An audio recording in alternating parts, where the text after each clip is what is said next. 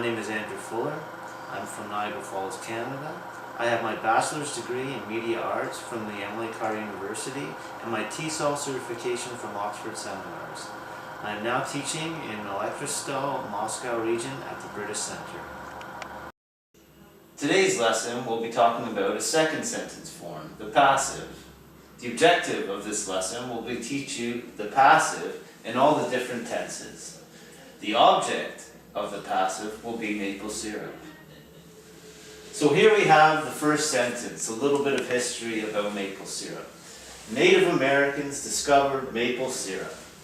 Here we have the subject, here we have the active verb, and here we have the object of the sentence. With the passive, we want to put emphasis on the object, the maple syrup. So what we do is we use this verb in a different structure, and we put this verb into the past participle. So maple syrup was discovered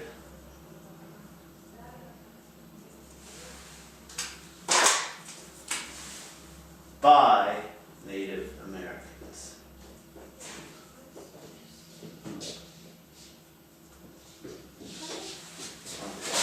The next sentence, and this is the past simple. The next sentence is the past continuous.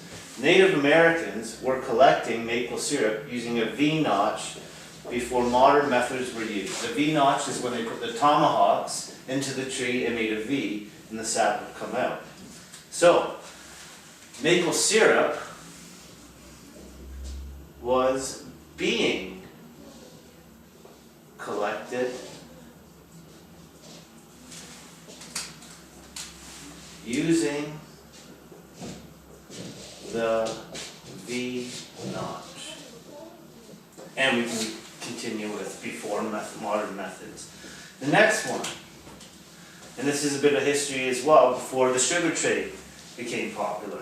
North American settlers had used maple syrup as a sweetener before the sugar trade became big.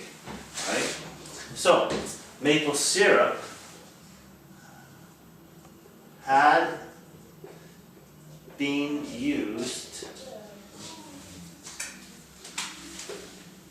as a sweetener then, before the sugar trade became big. The next, Canada, where I'm from, makes 71% of the world's maple syrup. Present simple. 71% of the world's maple syrup is made in Canada. Okay? So the next one's a bit of a demonstration. I hope I've prepared this one. Okay. So there we go. Right now, I am pouring the maple syrup. To say that in the passive, present continuous, maple syrup is being poured. Now with the passive, we don't always have to say who the subject is of it. So in this instance, it's just the maple syrup is being poured. Okay? Now just to talk in general, I have loved maple syrup since I was a boy. So, to say that, and that is the present perfect, maple syrup has been loved by me since I was a boy.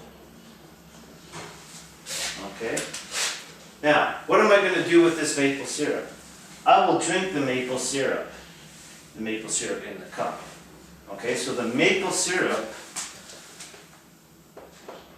will be drunk. Alright, and again, we don't have to put the subject of it, it's just general, the maple syrup, and that is a future simple. Okay, and so, in 10 minutes, right, I will have drunk the maple syrup. Alright, so I'll drink this now.